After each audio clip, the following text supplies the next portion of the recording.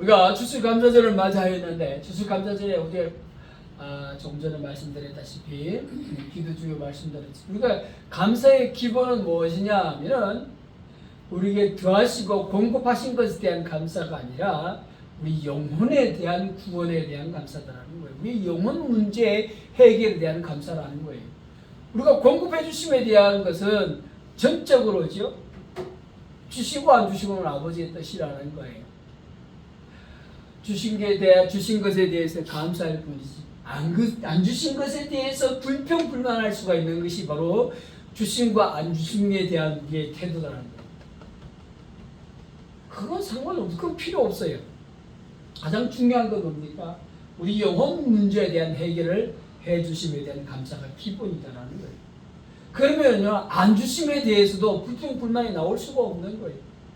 안 주심에 대한 불평불만이 나올 수가 없어요. 우리 영혼 문제에 대한 해결에 깊이 공감한다면, 여러분, 이것이 가장 기본이 되어야 된다는 거예요. 감사절에. 공급해 주심에 대한만 감사한다면, 안 공급해 주시면 감사하지 말아야 됩니까? 아니잖아요. 우리 기도 응답해 주심에 대한만 감사한다면 우리 기도 응답 안 해주시면 우리가 불평불만해야 됩니까? 아니잖아요. 공급해 주심과 안 공급해 주심에 대한 반응이 아니라 영혼 문제에 대한 해결에 대한 감사함이라는 거예요. 이건 우리의 요구가 아니에요. 그렇죠? 영혼 문제는 우리가 알 수도 없었어요. 그분이 예수 그리스도가 하나님이 우리의 영혼 문제를 선제적으로 해결했다는 거예요. 먼저 해결하셨다는 거예요. 우리가 알지도 못하는 새에 2000년 전에, 그렇죠? 우리 이 땅에 기미도 없을 때 2000년 전에 팔레스타인 구석에서 문제를 해결해 주셨다는 거예요. 우리가 요구했습니까? 우리 영혼 문제 해결해 주십시오. 요구했습니까? 아니요. 다시 말씀드리지만 선제적으로 먼저 해결해 주셨다는 거예요. 이게 감사할 조건이라는 거예요. 우리 감사가 오늘 여기 상 차려놓고 뭐 이렇게 과일도 차리고 그 뭐 이진희 목사가 지난 한 해 동안 공급해 주시는데 감사하다라고 말하고 하지만 여러분 그게 감사 조건이 아닌 거예요. 진짜 감사 조건은 영혼 문제에 있다라는 거예요. 영혼 문제. 영혼 문제에 대한 감사다라는 거예요. 이거는 피할 수 없는 감사다라는 거예요. 불가항력이다라는 단어를 쓰는데 어떻게 대항할 수 없는 감사의 조건이라는 거예요. 대항할 수 없는 감사의 조건. 그것이 오늘 10장에 나와 있다는 거예요. 계속 히브리스를 보잖아요. 히브리스를 보는데 이스라엘 백성들은 유대교 백그라운드를 가진 기독교 공동체, 히브리 공동체는요.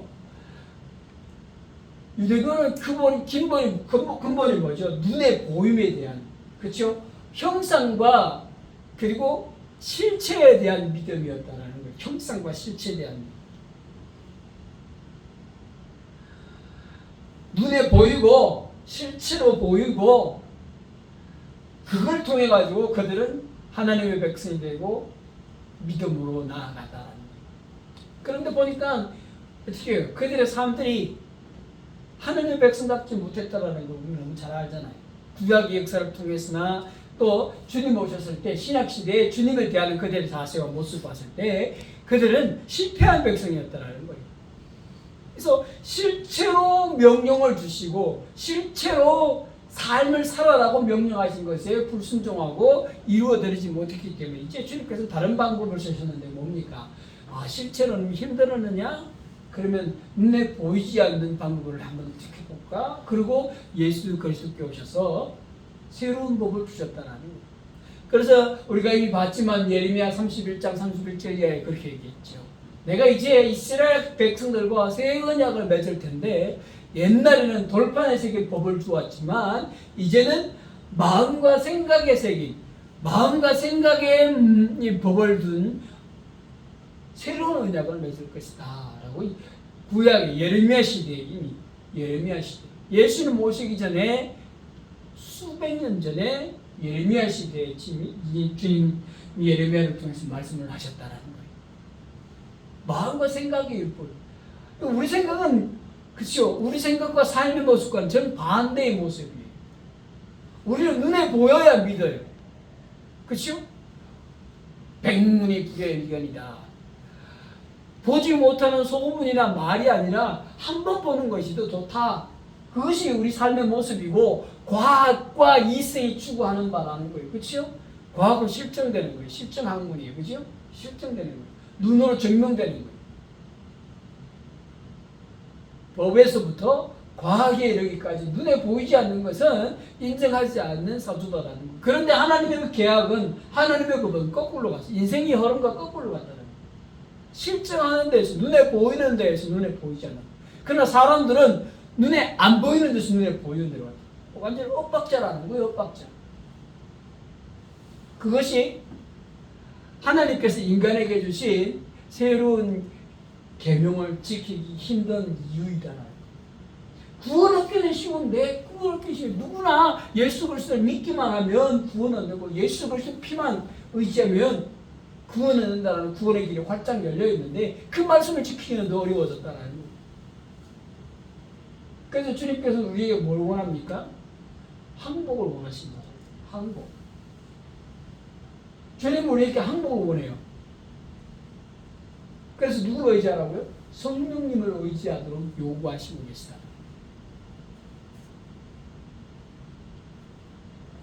10절에 그 10장에 그렇게 얘기하고 있어요. 눈에 보이는 율법 그리고 대제사장직 그리고 제사의 제도 이것들은 다 뭡니까? 눈에 보이는 건데 뭐라고 정의 내립니까? 1절에 그림자다라고 정의를 내린다라는 거예요. 눈에 보이는 건데 그림자라는 거예요. 이상하지 않습니까? 여러분 그림자가 오히려 허상이에요. 그렇죠? 허상인데 눈에 보이는데 손으로 만져도 느껴지고 그리고 눈으로 보여지는 거예요. 그림자인데 눈에 보여진다는 거예요. 실체다라는 거지요. 사람들이 보는. 그런데 그 눈에 보이는 것이 다 헛거다라는 거예요. 역설이지요. 여러분 다른 게 역설이 아니에요. 이게 역설이에요. 누구들을 미워하는 자를 위해서 기도하라. 그를 위해서 복을 빌라라고 한 것이 역설이 아니라 이게 역설이에요. 눈에 보이는데 그림자라고 얘기하고 있어요. 이게 그림자예요. 철학이 아니라 뭐 형 이상학, 형 이하학, 플라톤 철학에 대한 얘기가 아니라 하나님께서 율법에 대해서 그렇게 얘기하고 있는 거예요. 그리고 눈에 보이는 제사에 대해 짐승 제사에 대해서 그렇게 정리를 해요. 눈에 보이는데 그게 그림자라는 거예요. 그림자. 그게 가짜다라는 거예요. 이해가 되십니까? 가짜라. 그러면서 그림자일 뿐이요 참 형상이 아니므로 참 형상이 아니었다는 거예요. 참 형상이 아니었다. 여러분 그림자가 나오려면 뭐가 있어야 됩니까? 진짜가 있어야 돼요. 진짜가. 율법이 그림자고 그리고 짐승의 제사가 그림자다라고 한다면 진짜가 있다라는 거예요. 진짜가. 여기서 그럼 그림자라고 하는 얘기가 뭘까요? 진짜 눈에 보이고 손으로 만져서 느낄 수 있는 건 그림자라는 거예요. 그게 뭡니까? 효력에 관한 얘기다라는 걸 우리가 짐작할 수가 있다. 효력에 관한 얘기다. 효력. 율법에 대한 효력 그리고 짐승 제사에 대한 효력이 그림자이다. 진짜에 비교해 봤을 때 비교할 수 없는 것이다라는 거예요. 그게 오늘 본 말씀에 그림자다는 의미에 나와 있다. 짐승 제사나 율법은 그림자에 불과하다. 눈에 보이는데 눈에 보이고 만져서 느낄 수 있는데 효력은 그림자와 같다. 여러분 그림자 보고 사람 구분하나요? 그림자 보고 뭐 색깔 구분하나요? 전혀 아니잖아요. 그냥 흐릿하게 어떤 모양이지만 보이는 거예요. 율법과 짐승 제사가 그렇다라는 교령. 그래서 그 제사로는 그 제사로 나오는 자들을 언제나 온전하게 할 수 없다. 이 두 가지를 얘기하고 있어요. 언제나라는 시간과 온전이나 불온전이냐 두 가지 얘기가 있어요. 언제나 온전하게 할 수 없다. 언제나 그림자가 언제나 온전하게 할 수 없다라면 실체는 어떻다고요? 항상 온전하게 할 수 있다는 말이죠. 항상 온전하게 할 수 있다. 실체는 항상 온전하게 할 수 있다. 그림자는 언제나 온전하게 할 수 없지만 실체는 언제나 온전하게 할 수 있다. 2절 그렇지 아니하면 섬기는 자들이 단번에 정결하게 되어 다시 죄를 깨닫는 일이 없으리니. 그림자가 무슨 역할을 한다고요? 다시 죄를 깨닫게 한다. 그렇죠? 다시 죄를 깨닫게 한다. 그림자. 율법이 무슨 역할을 한다고요? 죄를 깨닫게 한다. 짐승의 죽음이, 짐승의 제사가 뭘 한다고요? 죄를 깨닫게 한다는 거예요. 그렇죠? 눈앞에서 짐승이 갈라지고 내장을 섞고 피가 섞고 다리들이 잘려나가고 기름이 제거되고 그 몸이 불에 타는 모습을 보면서 뭘 생각을 합니까? 아하, 죄를 범하면 저와 같이 지옥불에 타게 되는구나. 그걸 깨닫게 하기 위해서 짐승의 제사가 있다는 거예요. 그거예요, 그거. 그래서 죄를 깨닫게 하는 일이 짐승의 제사다. 더 나아가면 율법은 죄를 깨닫게 하는 것이다. 그러면 바울 사도가 자기가 가보지도 않은 로마 교회에 편지를 썼어요. 왜요? 자기는 땅끝까지 전도를 해야 되니까, 선교를 해야 되니까 후원할 교회가 필요한 거예요. 후원할 교회. 그래서 로마 교회에 후원 편지를 썼어요. 내가 이러이러한 신학을 가지고 있고 이러이러한 사명이 있으니 나를 땅끝까지 보내주시오 라고 그러면서 자천하는, 스스로 청구하는 편지를 로마 교회에 썼는데 그게 로마서예요. 그래서 로마서는 바울 신학의 핵심이에요. 나는 이런 신학을 가지고 있다고 공개되게 보여주었으니까. 그게 율법에 대한 고백을 하는데 로마서 3장 20절에 그렇게 얘기하고 있어요. 율법은 죄를 깨닫게 하는 것이다. 율법은 죄를 깨닫게 하는 것이다. 그럼 깨닫게 한다는 것은 그것을 고친다, 바르게 한다는 의미가 있는 게 아니에요. 그렇죠? 알게 한다는 의미예요. 바라볼 수 있게 한다는 거예요. 율법은 죄를 바라볼 수 있게 한다는 거예요. 고친다, 바르게 한다는 의미가 없다는 거예요. 그래서 오늘 본문 말씀 2절에도 섬기는 자들이 단번에 정결하게 되어 다시는 죄를 깨닫는 일이 없었을 것이라. 뭐가요? 그림자가 아니라면, 그림자가 아니면은 진짜면 이런 일을 한다는 거예요. 단번에 정결케 되고 죄를 깨닫는 것이 아니다. 깨끗하게 한다는 거예요. 깨닫는 것에 그치지 않는 거예요. 완전한 제사는 깨닫게 하는 것으로 그치지 않는 거예요. 하나님은 그래도요, 인간에 대한 기대를 가지고 있었어요. 죄를 깨닫게 하면 고칠 것으로 예상을 한 거예요. 그렇잖아요. 율법을 주시고 짐승이 자신 대신해서 배가 갈라지고 피를 쏟는 모습을 보면은, 또 불에, 번제로 드려지는 불에 타는 모습을 보면은 죄를 깨달을 줄 알았어요. 그런데 죄를 깨닫지를 못하는 거예요. 죄를 새롭게 하지 못하는 거예요. 그래서 어떻게 합니까? 성령님을 보내시고 그 아들을 보내셔서 이제 처음부터 끝까지 애프터 서비스까지 싹 다 하신 거예요. 구원까지. 깨닫는, 죄를 정결케 하기 위해서는 어떻게 해요? 깨닫는 게 먼저 시작되잖아요. 자기가 누구인지부터 먼저 깨닫는 것이 필요하다라는 거죠. 거울을 보고 자기 얼굴에 면도를 해야 될지, 크림을 발라야 될지, 그리고 쑥검댕이가 묻었는지 본다면 안 씻을 자가 있겠습니까? 안 씻을 자가 없다라는 거지. 율법이 그 역할을 한다는 거예요. 그래서 보이게 하면 쉽겠지라는 기대가 구약의 하나님께서는 이스라엘 백성들을 향하여 있었다는 거예요. 그런데 없었다라는 거예요. 안 씻는 거예요, 이것들이. 그래서 어떻게 해요? 예수님을 보내셔서 씻어주기까지 하시죠. 예수님을 보내셔서, 야, 저 죄를 깨닫게 할 뿐만 아니라 네 피로 좀 씻어라.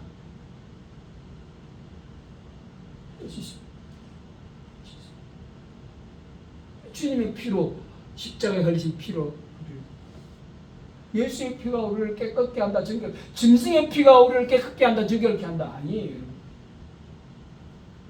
사도 바울은 그렇게, 오늘 히브리서 기자도 그렇게 얘기했어요. 구약의 제사는 율법은 죄를 깨끗게 한다.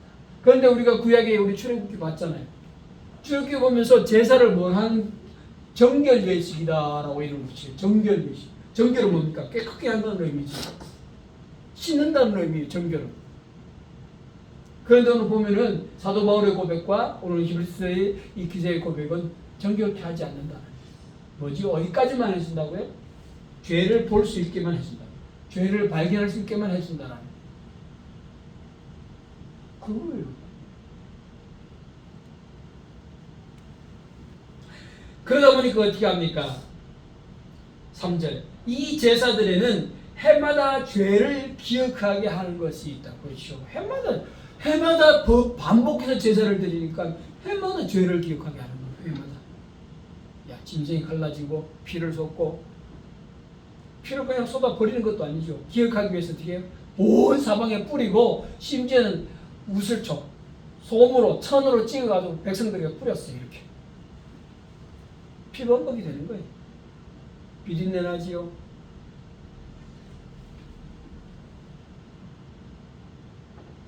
그래서 뭐라고요? 죄를 보면서 당하는 모습들을 보여주는 거예요. 비린내 피를 흘릴 것이고 불에 태워 없어질 것이라는 보여주는 거예요. 그래서 매일마다 죄를 기억하는 거예요. 대제사장이 한번 지성소에 들어갈 때마다 4절 이는 황소와 염소의 피가 너희 죄를 이제 나오잖아요. 없이 하지 못한다. 황소와 염소의 피는 죄를 깨닫게 하는 것이지 없이 하지 못한다라는 거예요. 정의. 구약의 모든 구약 제사법의 정의. 거기 보면 속죄제, 속건제 뭐 이렇게 나와 있고 번제 이렇게 이름은 그렇게 붙여져 있지만 사실은 죄를 깨닫게 하는 것이지 정결케 하거나 없게 하지는 못한다라는 것이.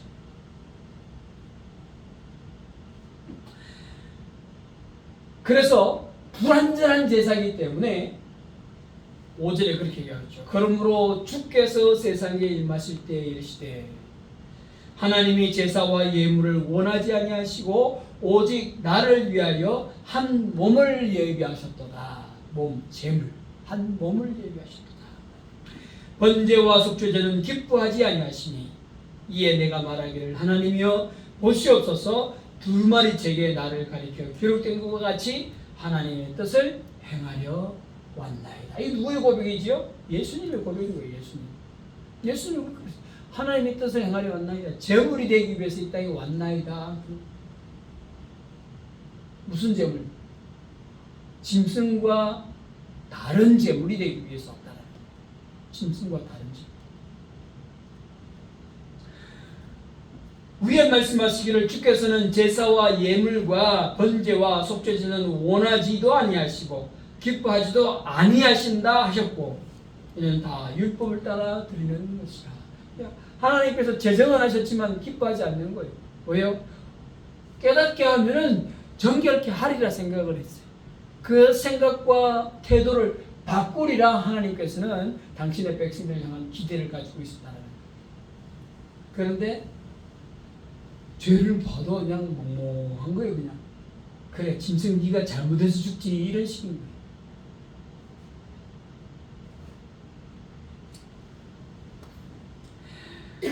구절 그 위에 말씀하시기를 보시옵소서 내가 하나님의 뜻을 따라 행하려 왔나이다 하였으니 그 첫 번째 것을 폐하심은 둘째 것을 세우려 하십니다. 주님께서 다시 오신 것은 첫 번째 걸 폐하기 위해서 폐하시고 오셨다라는 그런 의미다라고 히브리서 기자는 해석하고 있는 거예요. 주님께서 오신 것은 예수님께서 오신 것은 첫 번째 것을 폐하시고 구약을 폐하시고 첫 번째 제사를 폐하시고 짐승 제사를 폐하시고 새로운 제사를 드리기 위해서 왔다. 이 뜻을 따라 예수 그리스도의 몸을 단번에 들이심으로 말미암아 우리가 거룩함을 얻은노라. 짐승 제사로 거룩함에 이르지 못하니까 예수 그리스도의 제사를 통하여 거룩함을 얻는다. 거룩함을 얻는다. 제사장마다 매일 서서 섬기는 자주 같은 제사를 드리되 이 제사는 언제나 죄를 얻게 하지 못하거니와. 여러분 우리가 출애굽기 봤지만 상번제라고 해요. 상번제. 상번제가 뭡니까? 일상이라고 그럴 때 그 상자를 써요. 한자어예요. 상번제. 일상으로 드리는 번제라는 뜻이 매일 드리는 거예요. 상번제는 우리가 출애굽기 보면은 아침 저녁으로 제사장이 드리도록 그렇게 율법에 명해졌어요. 아침 저녁으로 드린다는 얘기는 뭡니까? 아침 저녁 우리가 한자어 조석간에 그래요. 조석간에 아침 저녁으로 죄를 용서받는 제사를 드렸다라는 거예요. 번제를 드렸다는 거예요. 아침 저녁. 그런데 그것이 그림자이다. 효력이 없다는 거예요. 효력의 그림자다라는 거죠. 그래서 언제나 죄를 얻게 하지 못하였다. 언제나 제사를 드리지만 언제나 죄를 얻게 하지 못하였다. 12절 오직 그리스도는 죄를 위하여 한 영원한 제사를 드리고 한 영원한 제사. 여러분 딱 11절하고 대조가 되지요. 제사장은 매일 서서 제사를 드렸다고 그러는데 12절에는 예수님이 영원한 한 제사를 드렸다. 매일 드리는 것과 한 번 드리는 것으로 끝나는 영원한 제사. 딱 두 개로 구분되는 것이죠.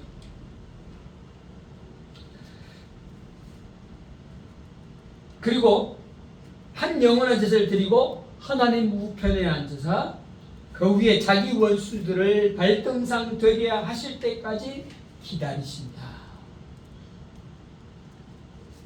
여기에 숱한 역사가 있는 거지, 그죠? 한 번 제사를 드리고 한 번 자기 몸으로 제사를 드리고 제물에서 죽고 난 다음에 하나님 우편에 앉으셨는데 그 위에는 누가 원수들을 발등상 만들까요? 여기는 어떻게 되어 있습니까? 발등상 되게 하실 때까지라고 히브리서 기자는 전칭을 사용하고 있어요. 누가 한다고요? 하나님이 하신다는 거예요. 여기는요, 다른 하나님이 누구죠? 성령 하나님이에요. 성령 하나님이 정결케 한 사람들마다 임하는 거예요. 그래서 그들이 용사가 되어서 사탄과 싸워 이긴다라는 거예요. 각 개인마다 임하신, 구원하는 성도들마다 임하신 성령님이 각 성도들을 용사가 되게 하셔서 사탄과 싸워 이겨서 그들을 굴복시킨다는 의미가 있다는 거예요. 그리고 우리가 사탄의 칠 자들이 아닌 거예요. 사탄의 패할 자들이 아닌 거예요. 죄악의 권세에 패할 자들이 아닌 거예요. 성령님이 우리를 용사로 삼셔서 사탄과 범죄자들을 굴복시키는 일들이 우리에게 있다. 이게 우리가 해야 될 일이에요.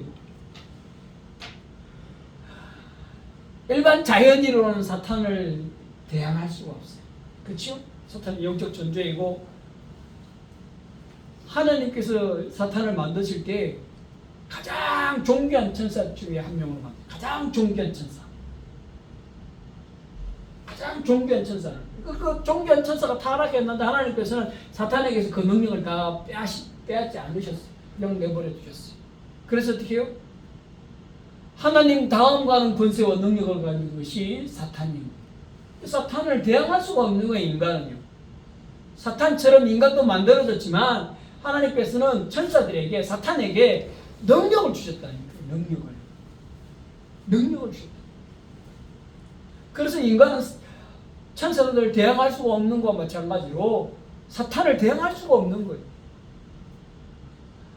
그래서 김기동 목사가 그걸 숫자로 만들어서 이단 취급받고 있어요. 숫자로 만들었죠. 사탄의 숫자는 6, 인간의 숫자는 5 이렇게 해서. 그래서 아무리 5가 많이 모여도 6을 이길 수가 없다. 숫자는 그렇잖아요. 하나님의 숫자는 7이다. 김기동 베레아 아카데미 김기동 목사가 귀신론에서 그렇게 얘기하고 있어요. 인간의 숫자는 5, 사탄의 숫자는 6, 하나님의 숫자는 7. 5, 6, 7. 이 계급이 나눠지는 거예요. 그래서 5는 아무리 많이 모여도 6을 이길 수가 없고 6은 아무리 많이 모여도 7을 이길 수가 없다.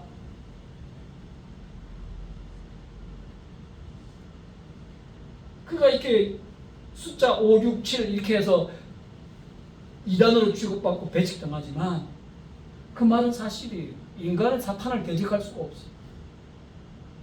사탄은 하나님을 대적할 수가 없어요. 아무리 많이 모여도. 아무리 많이 모여서. 그런데 인간이 사탄을 대적할 수 있는 방법이 있어요. 뭐죠? 하나님과 연계될 때, 하나님과 연합될 때, 연계가 아니고 연합이죠, 여러분.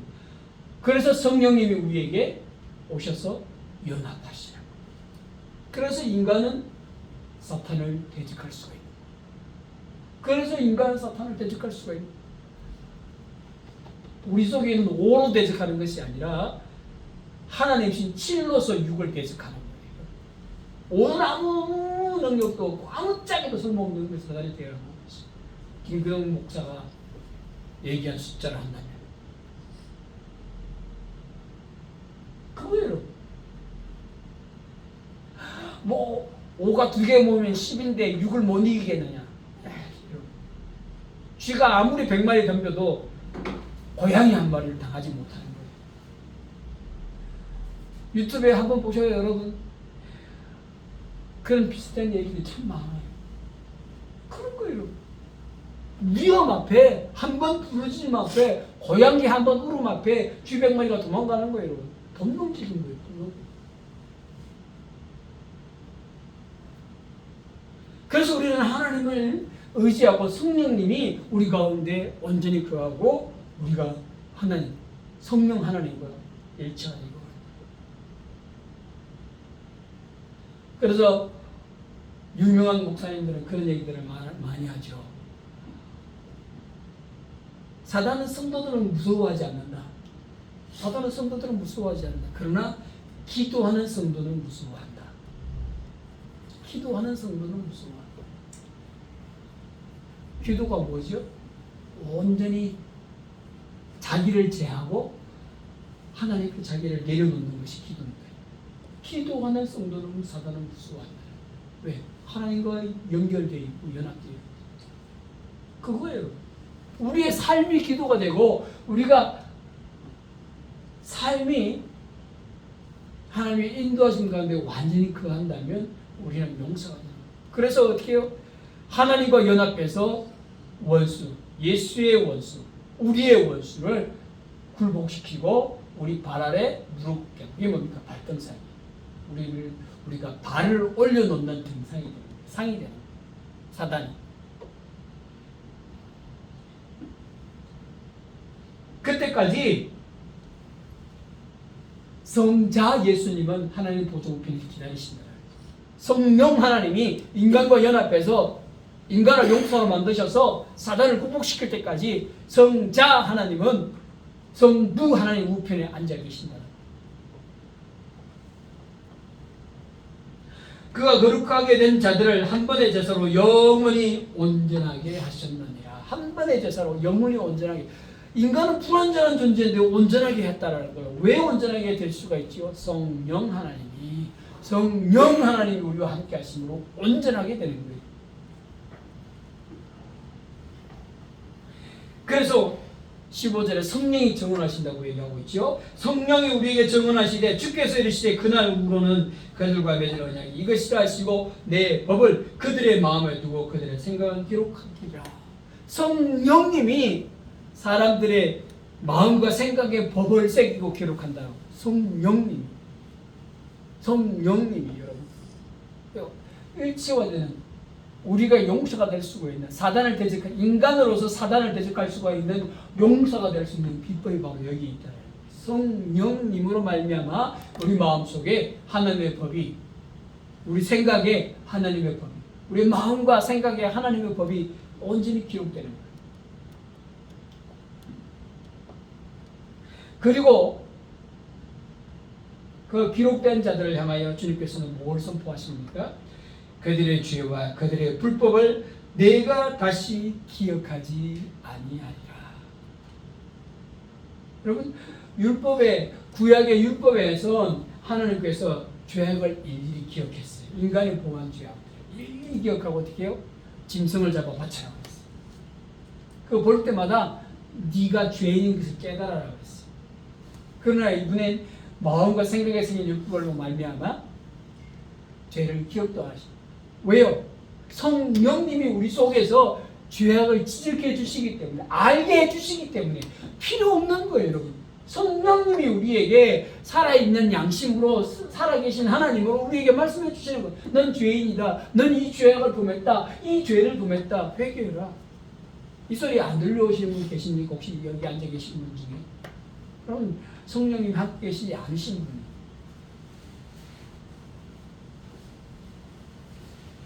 그래서 어떻게 해요? 다시 기억하지 않겠다. 다시.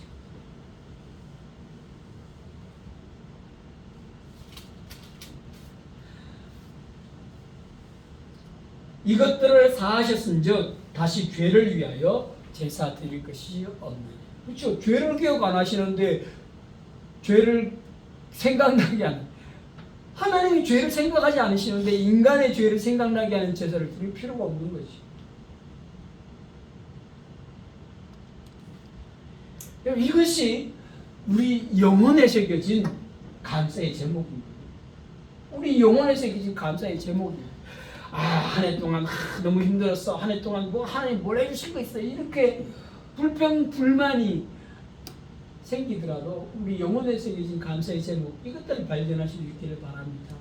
야, 내가 24년 전보다 퇴보했네. 24년보다 성적도 떨어지고 24년보다 돈도 저 정도 소충나고 24년부터 뭐 월급 올라간 것도 없고 진부한 것도 없네. 뭐 올해는 그냥 쌤쌤이네. 이렇게 불평불만할 것이 아니라는 거지요. 우리 속에 우리가 영원히 살아갈 수 있게 길을 열어주신 그 감사의 제목들이 새겨져 있다. 은혜의 제목들이 새겨져 있다. 그것이 뭡니까? 영혼의 문제를 해결해 주시고 구원의 문제를 해결해 주시다. 이스라엘 백성들이 40년 동안 광야 생활, 빽빽이 광야를 걸면서 왜 불평불만했겠습니까? 제사를 매번 드리는데 왜 불평불만했겠습니까? 왜요? 이 영혼의 문제에 대한 자각이 없다. 그래서 막 여러분 이 모세오경을 보면 이스라엘 백성들이 광야에서 빽빽이 걸면서 막 두들겨 맞아도 깨닫는 것이 없어요. 짐승 같아요. 막 이스라엘 백성들이. 물론 40년, 하루아침에 일어난 일이 아니고 40년 동안 일어난 일이지만 깨닫는 게 있어야 될 텐데 깨닫는 게 없는 거예요. 40년 동안 뺑뺑이 돌면서 범죄하고 징계 맞고 범죄하고 징계 맞고 범죄하고 징계 맞고 계속 반복되는 거예요. 이 짐승 같지 않아요? 짐승도 여러분 저희 집에 어릴 때 목장하니까 짐승도 알잖아요. 짐승도 알아요. 지가 오줌 싸가지고 살짝 은데도 알아요. 그래서 거기 가면 자빠질 걸 알아요. 그래서 피해가요. 그걸로. 짐승도 아는데 사람도 알지 못해. 넘어지고 자빠지고 넘어지고 자빠지고. 그래서 걔들은 계속해서 불평불만 영혼에 알지. 하나님은 쟤들이 실체가 보이는 법을 주면 잘 지킬 줄로 알았어요. 실체가. 그래서 이제는 다시 다르게 실체가 보이지 않는 제사법과 언약을 세웁니다. 마음, 생각.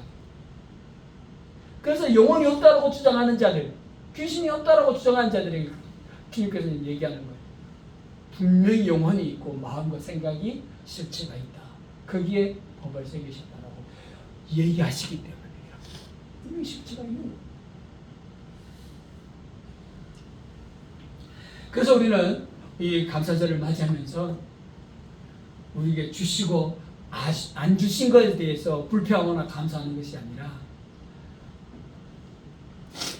근본적인 영혼의 문제를 해결해 주시면 감사드릴 수 있어야 한다는 근본적.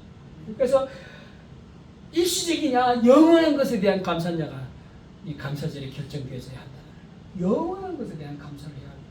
구원 얻은 자들은 영원히 구원 얻은 거예요. 공급해 주시지 않고 기도 응답해 주시지 않은 것은 일시적인 환경에 따른 우리에 대한 대치. 그렇죠? 하나님 괜찮습니다. 그러나 하나님이 우리에 대한 영원히 변하지 않는 자세는 뭡니까? 우리를 하나님의 백성으로 하나님의 자녀로 인정해 줍니다. 그럼 우리가 자녀에게 자녀가 요구하는 게 다 들어줍니까? 그렇지 않잖아요. 그렇지 않잖아요. 들어줄 때도 있고 안 들어줄 때도. 합당하게 생각하면 오케이. 자녀들이 허락해주고 아닌 것 같으면 안 들어줘요. 그래서 자녀가 막 화낼 때도 있고 짜증날 때도 있고 하지만 그 자녀가 부모를 향하여 불어놓치는 겁니까? 아버지, 어머니는 변함이 없다. 아버지, 어머니란 말은 변함이 없다. 우는 거지. 하나님을 향하여 하나님 아버지라고 부르는 변함이 없다. 없어요. 그래서 우리가 그걸 감사해야 한다. 감사. 인간의 생각으로 더 부자되지 않게 해주시는 게 너무 분하고 억울하고 일이 너무 힘드니까 분하고 억울하고 이런 생각이 들 수도 있어요. 그죠? 그렇지만 하나님 우리의 아버지가 되심에 대한 감사는 잊지 말아야 하는 것이 우리 성도들의 기본 자세다. 그래서 이 감사절에 인간이지만 영원한 문제를 해결해 주시고 영원히 우리와 영원한 관계를 맺으심에 대한 감사가 우러나오는 감사절 되셔서 모든 삶의 순간순간마다 너는 범사에 감사하라. 사도 바울이 얘기한 것처럼 범사에 감사할 줄 아는 우리가 정말 감사의 삶을 살아가는 이 추수감사절 결단하시는 우리 주님에게 모든 성도님 되시기를 주님의 이름으로 축복합니다. 기도하겠습니다. 사랑하신 아버지 하나님 감사합니다. 매해 다가오는 감사주일 오고 보내는 이 절기를 우리가 절기로만 생각하지 않게 해주시고 아버지여 옛날 이스라엘 백성들이 매일 상번제를 통하여 자기 죄를 깨닫던 것처럼 우리가 오늘 감사절을 맞이하면서 우리의 영혼의 문제를 해결해 주심에 대한 감사를 매해 깨닫는 자들 될 수 있도록 주님 도와주시옵소서. 아버지 하나님 단적으로 우리의 기도를 응답하지 아니하시고 우리를 힘들게 하시고 우리에게 꾸중하신다고 할지라도 영원히 우리의 하나님 되시고 영원히 우리의 구세주 되신 주님께 감사드리는 자들 될 수 있도록 아버지 인도하여 주시옵소서. 그렇게 해서 주님 찬양하옵고 예수님의 이름으로 기도하옵나이다. 아멘. 찬송가 589장